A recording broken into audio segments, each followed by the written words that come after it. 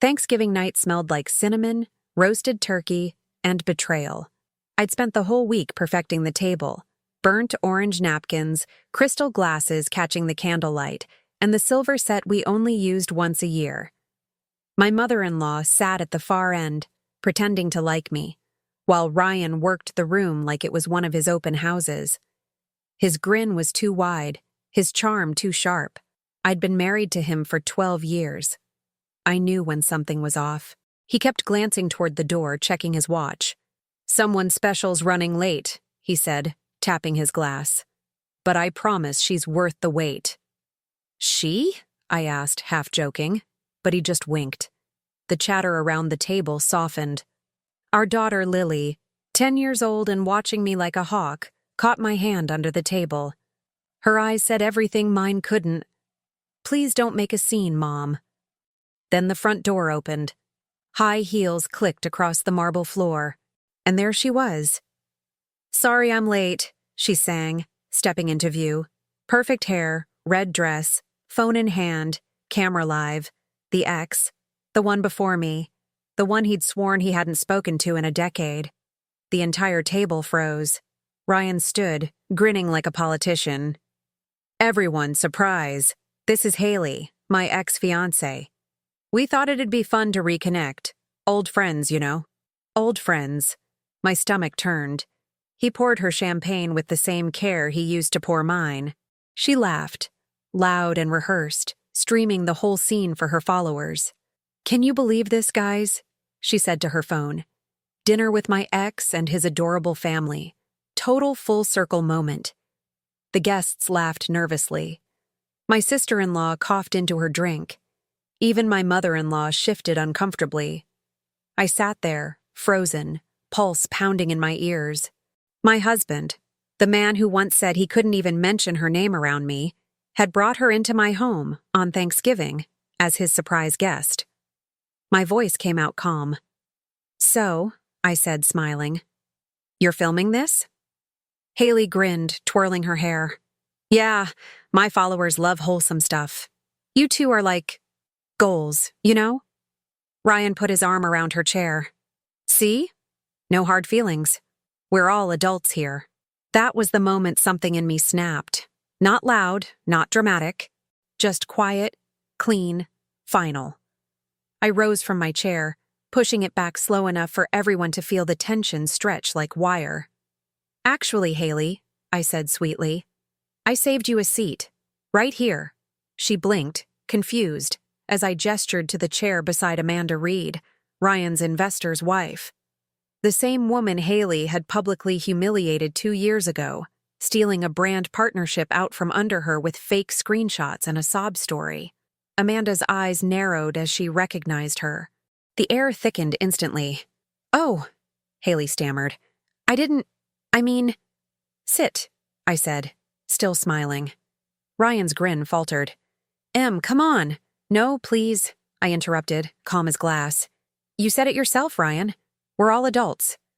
Haley sat, visibly shrinking under Amanda's glare. Phones buzzed silently under the table. Guests texting each other, pretending to sip wine. The tension was electric. Ryan tried to redirect. "Let's toast, yeah?" He raised his glass. "To forgiveness, to friendship." I cut him off. "To honesty," I said, raising mine. "The kind that shows up when you least expect it." His jaw tightened. For a second, I saw it. The panic under the performance. Lily's little hand squeezed mine again. Her voice, barely a whisper. "Can we go home, Mom?" I looked around at the faces, the pity, the curiosity, the discomfort. Everyone witnessing my life implode in real time. And suddenly, I wasn't humiliated. I was awake. "No, sweetheart," I said gently. "We're already home." Then I turned to Ryan. "You've embarrassed yourself enough for one night. Finish your performance." I grabbed my coat from the back of the chair and walked toward the door. Behind me, I heard Haley whisper, "Was that live?" Amanda laughed coldly. "It is now." Ryan's voice followed me. "Emily, don't you walk away from me." But I didn't look back. I walked out into the cool Texas night, heels crunching on the gravel, chest tight but steady. I didn't cry, not one tear, because in that moment, something shifted. I'd spent years making excuses, smoothing chaos, swallowing anger. But humiliation, it turns out, burns clean. It strips everything false, every illusion, every smile you forced to keep the peace. By the time I reached my car, my hands had stopped shaking. I opened the door, looked at my reflection in the window, mascara intact, expression unreadable, and whispered to myself, "You just gave your last performance, too." Inside, my phone buzzed. Notifications, messages, screenshots. People were already talking. Thanksgiving had gone viral. I drove off without checking. The world could watch him crash. I had work to do. As the house disappeared in the rearview mirror, I felt it. A strange clarity, like the silence after a storm. I wasn't sure who I'd become, but I knew exactly what I was about to do. Ryan wanted to play games in public? Fine. I'd make sure the world saw how it ends when a man mistakes a quiet woman for a weak one. By the time I pulled into the empty parking lot near my studio, the words had already formed in my head. Not a threat, a promise. You invited your ex to Thanksgiving, Ryan. But you just invited the end of your career, too. I leaned back in the seat, closed my eyes, and smiled for the first time in months. Not from joy, but from power. Because this time, I wouldn't be the one blindsided. This time, I'd be the storm. The first Thanksgiving Ryan and I ever hosted was in our cramped one-bedroom apartment, back when we still burned the rolls and drank cheap wine. We'd sat on the floor, laughing at our mistakes, swearing we'd build something better together. Back then, I believed him when he said, "It's you and me against the world." I met Ryan when I was 26 and fresh out of design school, taking freelance gigs to stay afloat. He sold real estate, smooth-talking his way through open houses with that easy confidence people mistake for competence. I was drawn to it, not because I didn't have my own ambition, but because he made me feel like we were unstoppable as a team. When his first big deal fell through, I dipped into the small inheritance my grandmother left me. $10,000 meant for something that makes you happy. I handed it to Ryan and said, "Build your dream." He promised he'd pay it back tenfold. And he did, in a way. Not to me, but to the image of us he built online. By year 5, he was running a boutique real estate firm, all branding and luxury listings. He'd post our date nights, our vacations, the house we bought together. But the captions always started with his success. "Couldn't have done it without my rock," he'd say, tagging me like an accessory. I didn't mind at first. I thought love meant standing behind him. Then came the late nights, the urgent client calls, the new assistant who wore perfume I didn't own. I'd ask gentle questions and he'd smirk. "Don't start, Em. You're being paranoid again." It's the word "again" that kills trust. Not once, but the repetition. He said it enough that I started to believe him.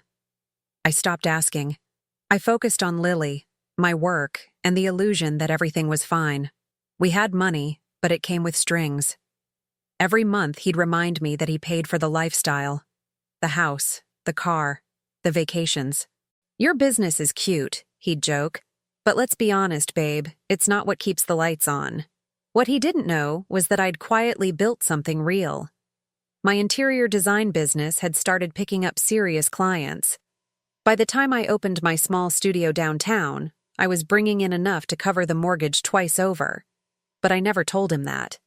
I let him believe he was the provider. Because power works best when people don't know you have it. The first red flag I ignored was a text I found 2 years ago, on his tablet, from a number saved as Mark Marketing. It said, "I miss you already. You smell like vanilla." I stared at it for a long time before confronting him. He laughed. "You think I'd cheat on you with someone who texts like a teenager?" He turned it into a joke so fast that even I started doubting my own eyes. That was Ryan's gift, bending truth until it snapped and then making you apologize for noticing. Still, I held on. I told myself marriage was about endurance, about giving grace. I told myself Lily needed stability. I told myself that loyalty would eventually be seen for what it was. Love. Then came the Thanksgiving invite list. He'd brushed off my questions, saying he wanted a few surprises. I should have known then. I'd had a gut feeling. The same quiet voice that whispers something's wrong long before the evidence shows up. But you learn to silence it when you've been trained to keep the peace. The morning after the dinner, I sat at my studio surrounded by half-finished design boards, unable to focus. My phone buzzed with messages, some from friends offering pity, others pretending they had no idea. But one text stopped me cold. It was from my assistant, Hannah. She wrote, "Emily, I think you should see this." She sent a screenshot from Haley's live stream replay, a comment thread full of hearts and gossip. Then one line. "Isn't that the wife who financed his business? She's the real reason he got started." Then another. "Girl's been played for years." And finally, the one that sealed it, a tagged post from someone at the dinner. "Ryan Carter just toasted his ex in front of his wife. You can't make this up." I read it again and again until the words blurred. My private humiliation had become public entertainment. And that, somehow, hurt less than the realization underneath it. He'd never feared losing me. Because in his mind, I was already his possession. That night, I called my oldest friend, Tessa. She'd always been blunt, never one for sugarcoating. The second she heard my voice, she didn't ask how I was. She just said, "So, you finally saw it." "Saw what?" I asked, though I already knew. "That he's been cheating. The affair's not new, Em. My cousin works PR for one of his clients. They've been covering rumors for months. Haley's not the first, just the one stupid enough to go public." I went silent. "Don't cry," Tessa said. "You've already done that for him 100 times. It's time to make him cry." I hung up, staring at the wall, letting her words settle. For 12 years, I'd built our life like one of my designs. Layered, structured, elegant. And he'd treated it like a rental property he could trash and walk away from. But he underestimated me. I wasn't the girl who needed saving anymore. I was the woman who'd built everything he thought was his. And I could unbuild it just as fast. That night, as Lily slept beside me, I opened my laptop and pulled up our shared accounts. My inheritance, the one I'd invested in him, was gone. But the control? That part was mine to take back. I whispered to myself, he doesn't know who he married. And for the first time in years, I smiled.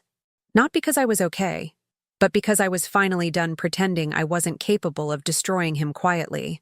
When I sat in my car that night, I didn't have a plan so much as a sequence. Anger poured into a single line of logic. Cut his access, protect my child, make the next moves irreversible. First, I did what felt boring and tactical. I pulled up our bank app and bookmarked everything. Names, last 4 digits, account numbers. I called the bank from my studio phone, not my cell, and asked to speak to the fraud desk. I didn't cry. I didn't beg. I told them, plainly, that I wanted all joint cards frozen immediately and for them to send any authentication requests to my email, not his. I gave them reasons dressed in corporate language. Security review, suspicious activity. They complied. The card that had paid for his late-night dinners and influencer gifts was dead in his pocket before he had a chance to strut into the next day. Next, I locked down our digital life. Passwords were a mess. Years of convenience and shared logins. I reset every account I controlled. Our mortgage portal, our utility accounts, my business Stripe account, and the email he used for work. I set 2-factor authentication and changed recovery numbers to my new burner. Lily's tablet got a new parental lock. If he wanted to sell our lives, he could try, but he wouldn't be able to touch sentimental backups or my business records. Then I made calls.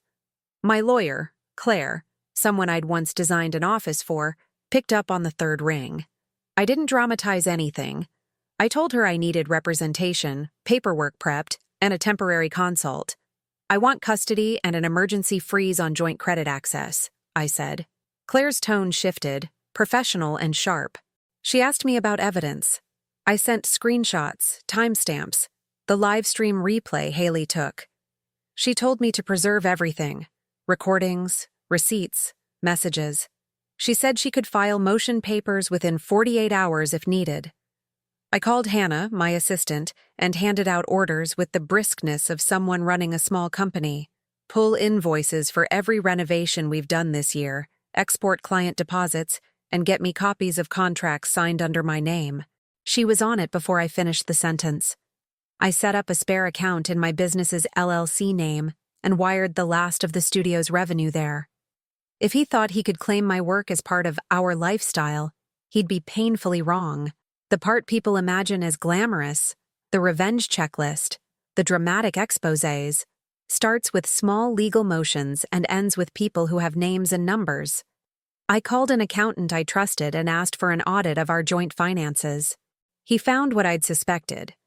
Most of the big investment moves carried Ryan's signature. The steady cash flow from my clients sat neatly under my business's tax ID. That meant there was clean leverage. If this turned ugly, the numbers would tell the truth. I also used one of Ryan's weaknesses: image. He'd built his life on reputation. So I quietly drafted an email, precise, short, factual, and sent it to 3 people: Amanda Reed, the investor, a longtime client of his firm, and a partner at his brokerage. The subject line was nothing theatrical: request for urgent account review. The body attached a single PDF, a screenshot, time-stamped, of his exchange with Haley. No commentary, just the evidence. Then I called a broker contact, someone from a house staging job I'd done who owed me a favor. List it, I said. My half only. Pre-market, discreet showing. I want it live by tomorrow morning. He hesitated. Property protocol is slow. I reminded him who paid for his office makeover. He had a realtor's greed and a working line of loyalty. He agreed. By nightfall, there was a lockbox set up, photos scheduled, a professional write-up ready to go. The house that had been our monument to us would soon be an asset on the market with my name attached to it. Before dawn, I packed a single duffel: clothes for Lily and me, documents in a waterproof folder, a thumb drive with backups, and a set of keys to my downtown studio. I moved like someone who had practiced efficiency for years, into boxes, into trunks, into a plan sewn tight. I left nothing that could be used to make me appear unprepared or unstable. If he wanted a breakdown, he would have to watch it unfold. When the sun rose, he was still in his staged comfort, smiling for calls, thinking his brand untouchable. He didn't notice the alerts at first: the bank's card-declined messages, the automated email about a pending account review, the realtor's tentative note about a withdrawn listing inquiry. Then came the first real crack.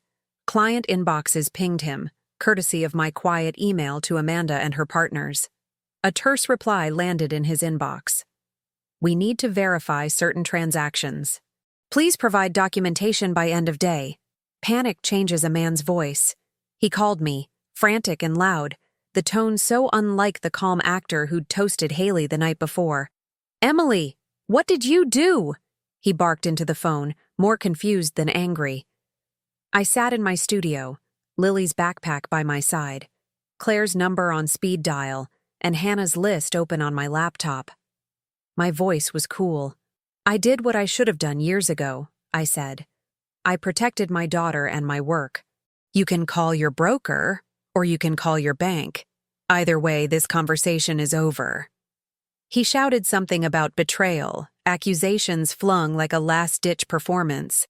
I listened for 30 seconds and then clicked off the call. He would figure it out in due time. Cards declined at restaurants, clients asking for receipts, a for sale sign whispered into the neighborhood grapevine. But by then I would be moving forward. Lawyer engaged, audit in motion, house listed under my name, evidence locked. His first shock landed where it was meant to: practical, financial, public enough to sting, but not enough yet to wreck anyone's life. I sat back, thumbed a pen, and checked the clock. There was no triumph in my face, just focus. Revenge isn't a scream, It's a timetable. And my first moves were already on schedule. By morning, the silence in the house was louder than any argument we'd ever had. Ryan's world began to crack before his second cup of coffee. His phone buzzed nonstop. Bank alerts, missed calls, declined transactions. The performance mask slipped fast. "What the hell's wrong with our accounts?" he barked, pacing barefoot through the kitchen. I didn't answer. I just watched him unravel. At his firm, panic spread like spilled ink. His assistant texted me by noon. "Emily, he's freaking out. Payroll bounced." I pictured him in his glass office, charm replaced by sweat, trying to explain to investors why money was suddenly under review. The same men who once called him a genius now avoided his eyes. Amanda, the investor's wife I'd seated beside Haley, had already told her husband everything. By lunch, the firm's largest deal was frozen pending clarification. Meanwhile, Haley's downfall played out online. Her followers, hundreds of thousands of them, turned on her after the Thanksgiving clip resurfaced. Someone slowed the footage down, zoomed in on her smug smile, and added text. "Imagine being this woman." Comments flooded in. Sponsors pulled out within hours. She posted a tearful apology video from her car, mascara streaked and voice trembling, but no one bought it. The internet loves poetic justice. Back in the neighborhood, whispers started. Women I'd known for years texted privately, "You did the right thing." He had it coming. At the same time, his family went silent. His brother unfollowed him online, and his father, one of the firm's financial backers, sent a single message. "Handle your mess before it handles you." I stayed quiet, letting the dominoes fall. Claire, my lawyer, called with updates. Accounts frozen successfully. His spending's on hold. Expect contact soon. She was right. That evening, my phone lit up with his name. I let it ring once before declining.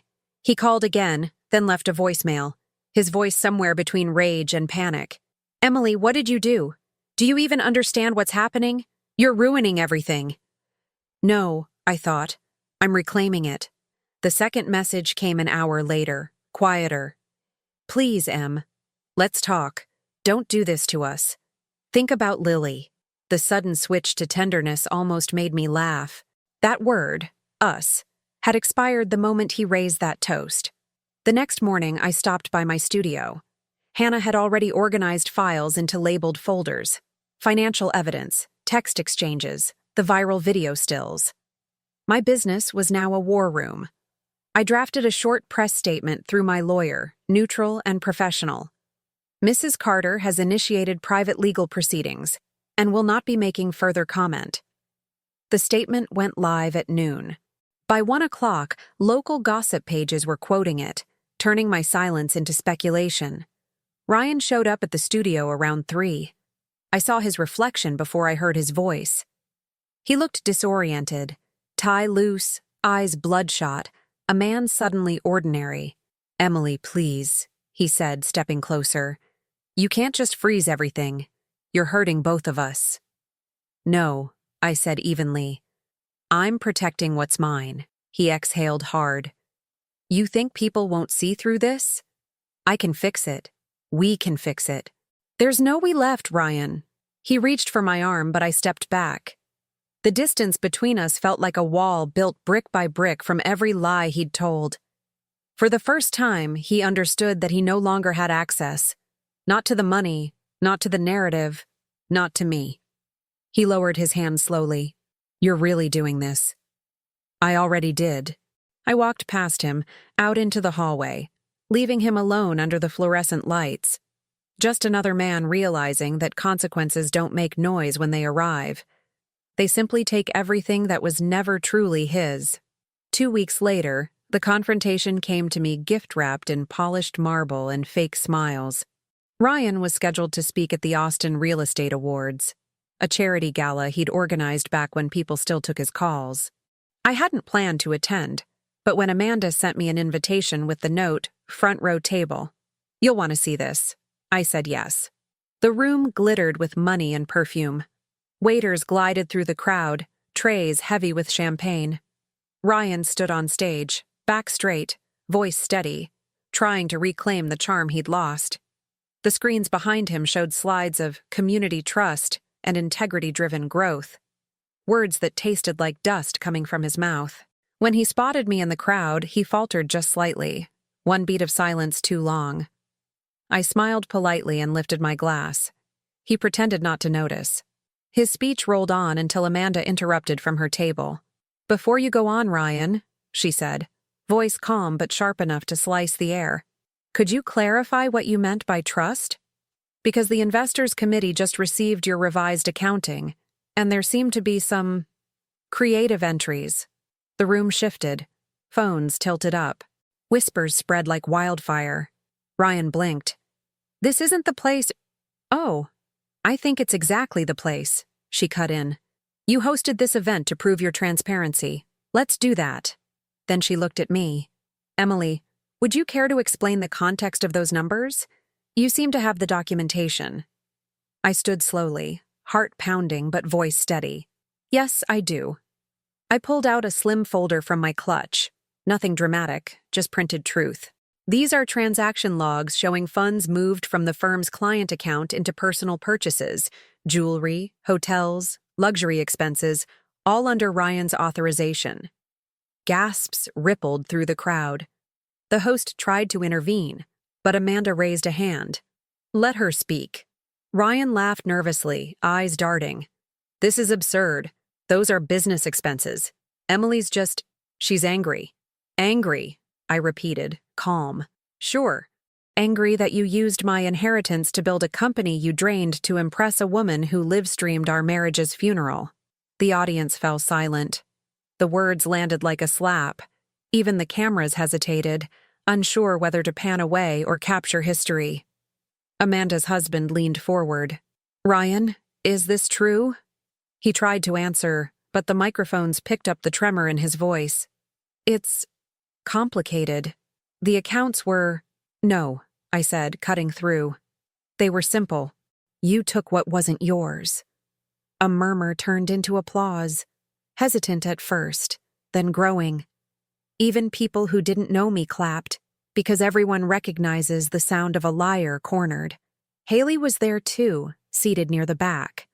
I hadn't noticed her until the flashbulbs caught her face.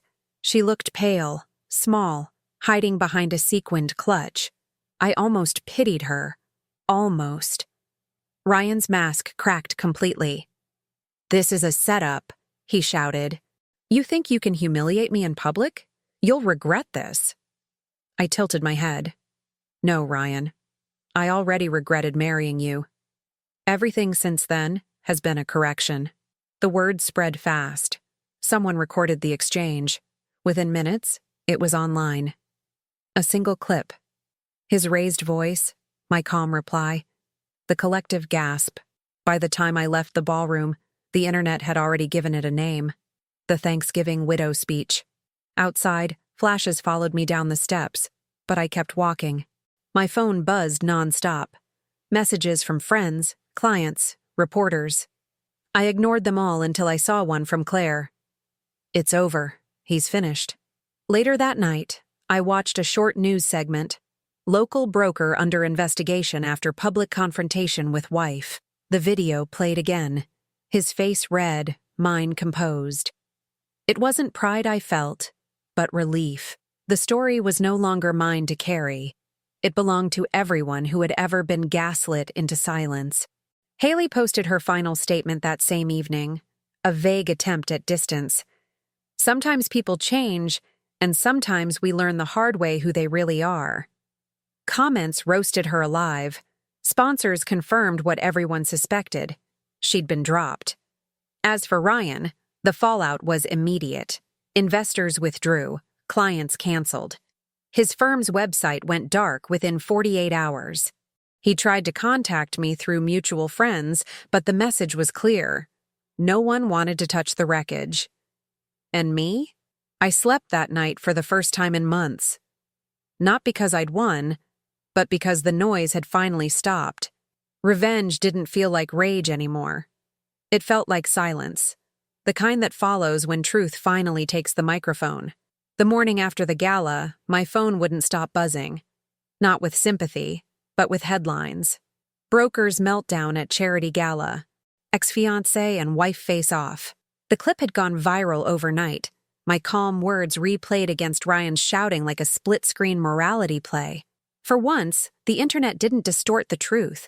It broadcast it in perfect clarity. By noon, Ryan's PR team tried to spin it. A post appeared on his firm's account. In light of recent misunderstandings, we're focusing on healing and rebuilding. It had all the authenticity of a press release written by AI and panic. He uploaded a selfie, face tired, captioned, "Even good men fall. I'm working on myself. Please respect our family's privacy." The comments were brutal. Good men don't humiliate their wives on camera. Working on yourself? You mean your next excuse? Someone reposted a freeze frame of his smirk from Thanksgiving night next to the gala confrontation. The caption read, "Same man, different lie." By the second day, he'd lost control of the narrative completely. Former employees leaked screenshots of unpaid invoices and bonuses that looked suspiciously like hush money. A reporter DM'd me, promising discretion if I confirmed the financial misconduct rumors. I didn't respond. I didn't need to. Claire handled it quietly, forwarding documentation to the appropriate investigators while keeping my name out of it. Haley tried to salvage her image too.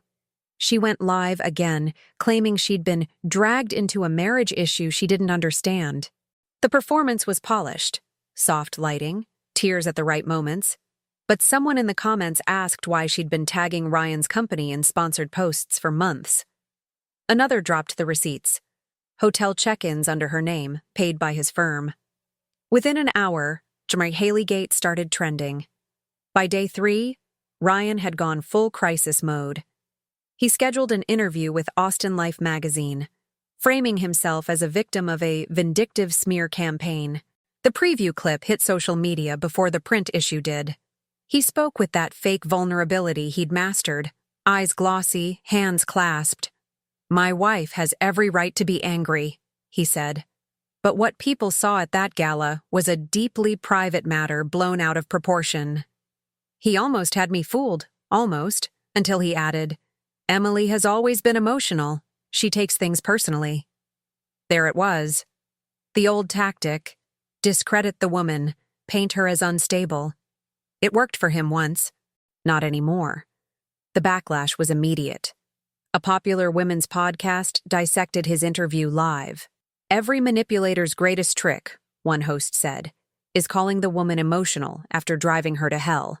The clip racked up 500,000 views overnight. Meanwhile, Amanda's investor group released an official statement confirming financial irregularities in Ryan's firm and suspending all operations pending audit. His employees scattered, some deleting his name from their LinkedIn profiles, others publicly denouncing him.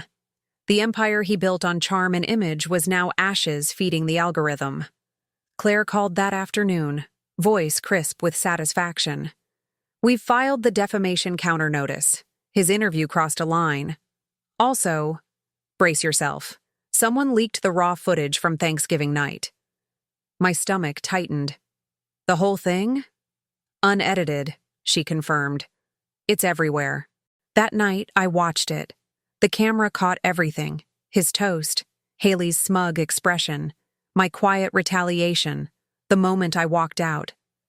The rawness of it made it worse and better all at once. People could finally see the humiliation for what it was. No editing, no dramatization, just reality. By morning, the video had millions of views. Comments flooded in. "She handled that like a queen. That silence was louder than any slap. Imagine being so calm while your whole life burns." Someone coined the hashtag somewhere Thanksgiving Queen. It spread faster than I could process. Memes, reaction videos, even think pieces about female composure as power. I didn't want fame, but in a way, the visibility protected me. He couldn't touch me now. Every move he made was being watched. Ryan's next post was desperate. "Stop bullying my family," he wrote. "This has gone too far." But the internet doesn't do mercy when hypocrisy is on display. Screenshots resurfaced of his old captions. Family first. Loyalty above all. Each one felt like a nail in his digital coffin. Haley disappeared entirely. Her accounts went private, sponsors gone, brand deals terminated. I heard through Amanda that she'd fled the city.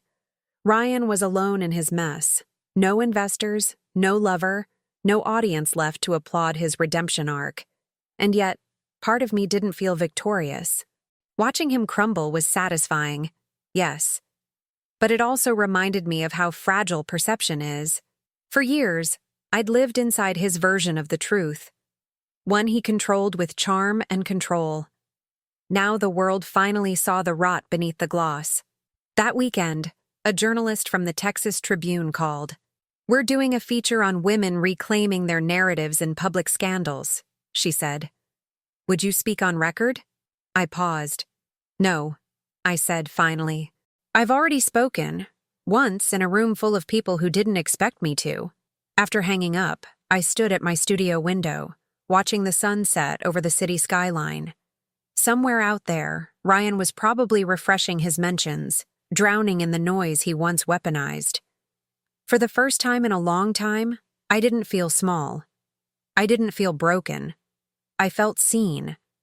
Not by the public, not by headlines, but by myself. Revenge wasn't the viral moment. It wasn't the applause or the downfall. It was this silence, the kind that follows when every lie has already spoken for itself. The PR storm hadn't even settled before the lawyers moved in. Within a week, Ryan's name was stripped from the firm's signage, and a court summons arrived at his temporary apartment. Claire's voice on the phone was almost clinical. "The audit confirmed misappropriation. The financial misconduct is provable. We'll leverage that in the divorce." What she meant was, he was finished.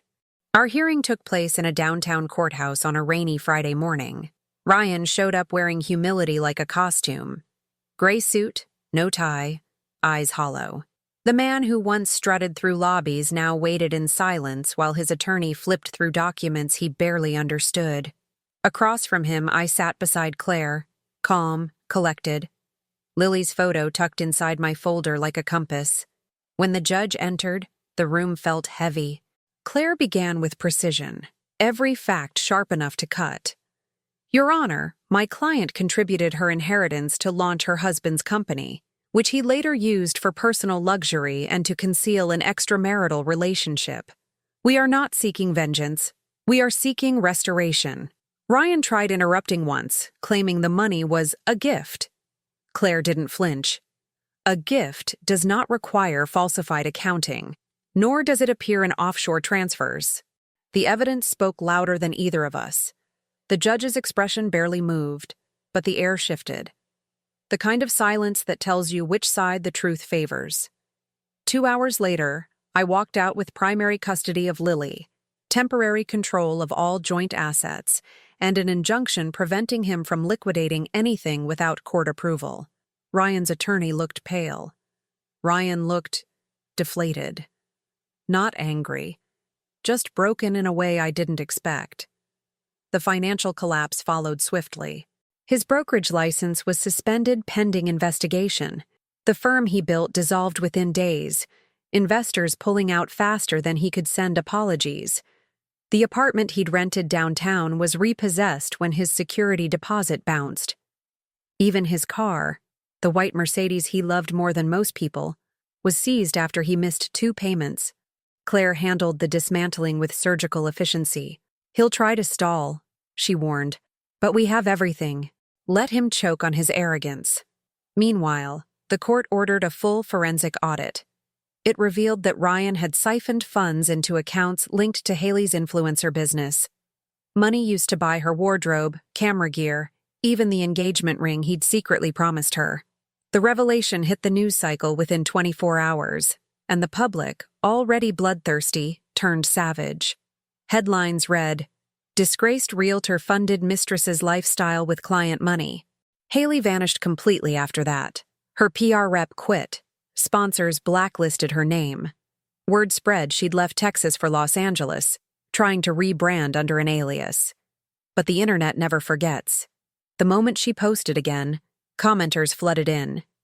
Still living off other people's money? Ryan's father made his final move then. He visited my lawyer's office, not mine, and quietly signed a statement withdrawing financial backing from his son's ventures.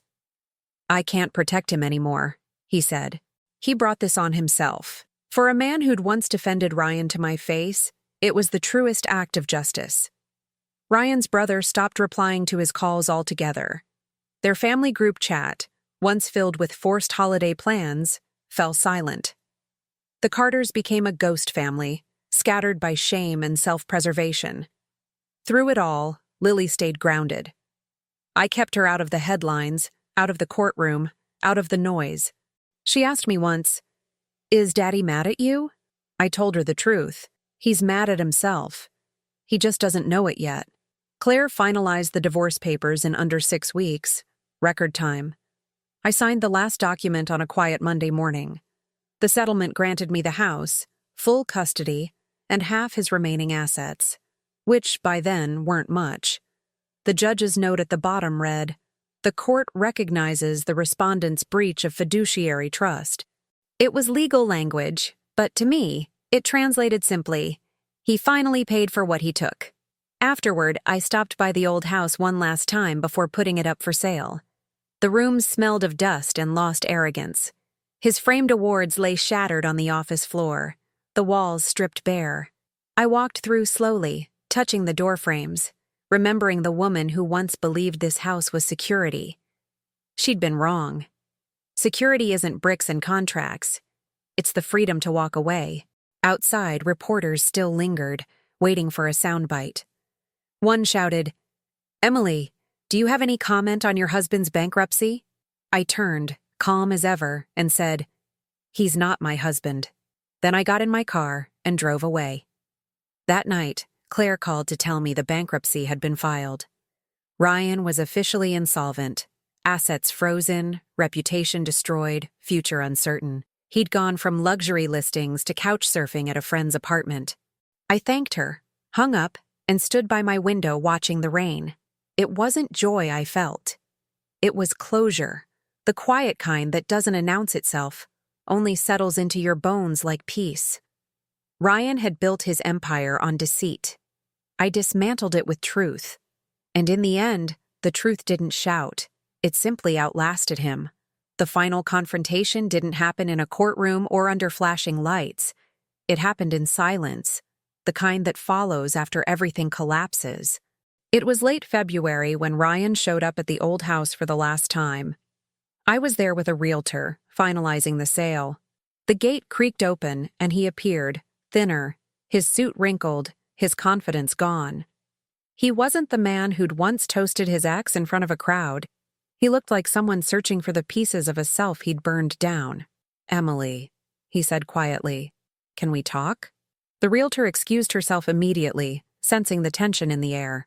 I stood in the empty living room, sunlight cutting through dusty blinds, watching him approach. "You have 5 minutes," I said.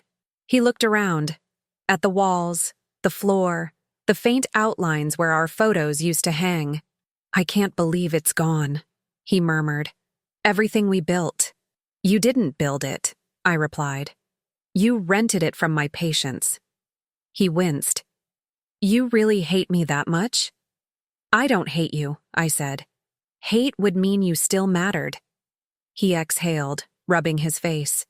"I messed up, I know that. But I've lost everything, Emily.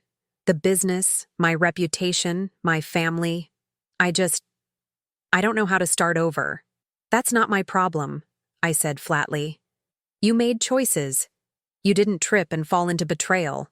You walked there." His eyes glistened with the kind of regret that always comes too late. "You have no idea how many nights I've stayed awake replaying everything. I just wanted to make something of myself. By tearing down the one person who helped you build it," I interrupted. "You didn't want success, Ryan.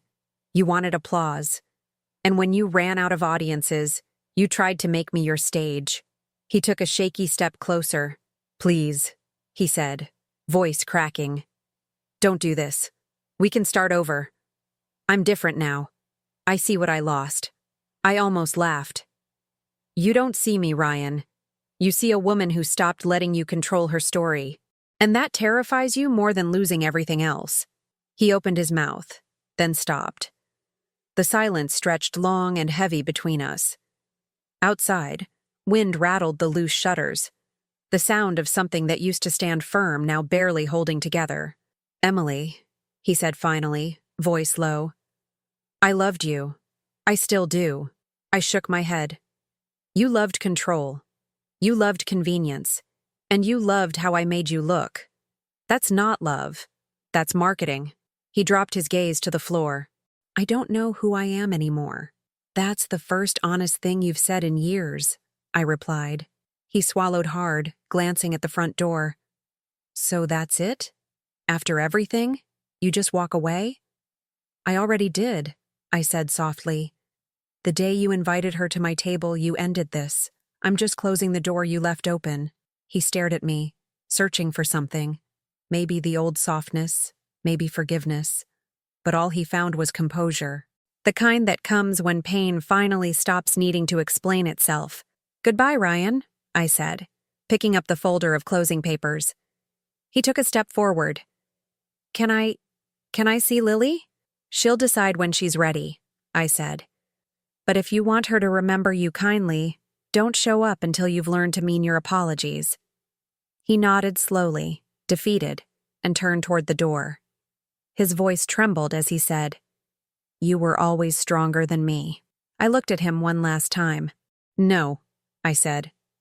I just stopped pretending weakness was love. He paused, waiting for something. Maybe one final chance to rewrite the story. I gave him none. I walked past him, out into the sunlight, and didn't look back. Outside, the realtor was waiting by her car. Everything okay? She asked. Perfect, I said, handing her the keys.